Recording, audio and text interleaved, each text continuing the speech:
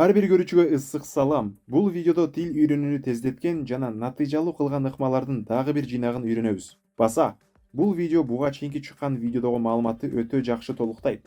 Ошондуктан аны дагы көрүп коюңуз. Кана эмесе биринчиси, салкын бөлмөдө окуңуз.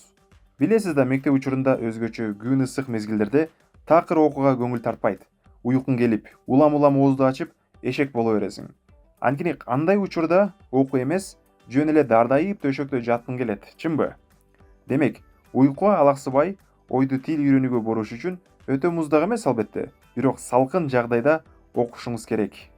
Эгерде сиз ушул англис тилин үйрөнүүдөн тажап бүткөн болсоңуз жана кантип тезирээк жана натыйжалуу үйрөнүүнү билгиңиз келсе, анда бул номурга кайрылсаңыз болот. Суу ичиңиз. Мен албетте диетолог эмесмин, бирок эч кандай кошулмалары жок суу адамдын ден соолугу үчүн жасай турган эң эле бир жакшы нерселердин бири. Бул тил үйрөнүү үчүн канчалык пайдалуу? Суу канды жакшы суюлтат.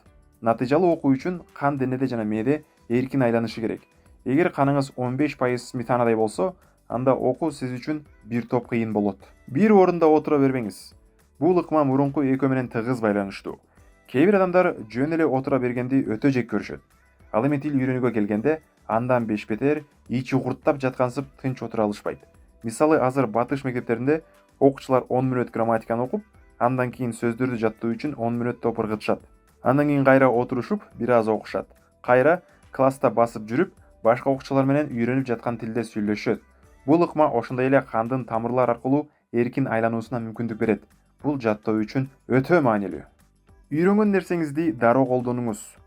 Колдонуу бул эң жакшы кайталоо. Кайталоо жаттоо ыктымалдуулугун 20%дан дээрлик 70%га чейин жогорулатарын билчү элеңиз. Эгер кимдир бирөө менен дароо сүйлөшө албасаңыз дагы, жаңы сөздү же сөз айкашын кандай кырдаалда жана кандай сөз айкашында колдоно аларыңыз жөнүндө ойлонуп көргөнүңүз жакшы. Бош убакытты колдонуу ыкмасы. Ооба, мен сизге айтып коеюн, бул абдан күчтүү ыкма. Аны көптөгөн полиглоттор жана башкалар колдонушат. Ар бир адамдын күнүндө бош убактысы болот. Бул тамак жасап жатканда, тишин жууп жатканда, чай ичип жатканда, автобуста жүргөндө, жолдо турганда жана ал тургай жашырганда эмне? Туалетте отурганда. Чынын айтканда, сиз туалетте отурганда же жолдо турганда жаңы тил үйрөнө аласыз. Бул чындык. Мобилдик колдонмолорду колдонуңуз.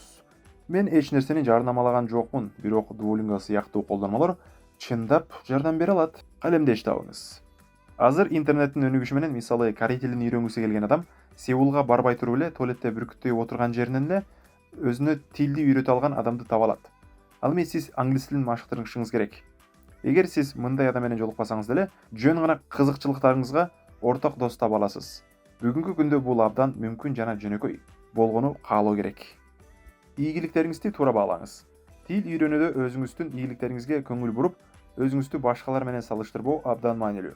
Түшүнүш керек, сиз үйрөнүп жаткан тилди сизден 1000 эсе жакшы билген миллиондогон адамдар бар. Эгер алар үйрөнгөн болсо, сиздин деле эч кандай кемчиликтериңиз жок. Ошондой эле мүмкүнчүлүктөр сизде да бар.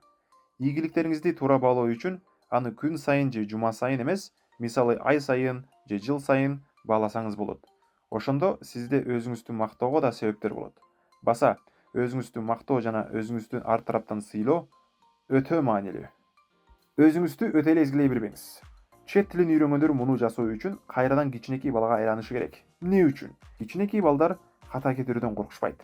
Эгер алар туура эмес бир нерсе айтып алышса, башкалар мен жөнүндө эмне деп ойлоп жатат деп баштарын катырбайт. Алар өздөрүнө күлүп алышат. Бул абдан маанилүү. Ката кетирүү бул үйрөнүүнүн эң маанилүү бир жолу. Ката кетирүү бул үйрөнүүнүн дагы бир бөлүгү.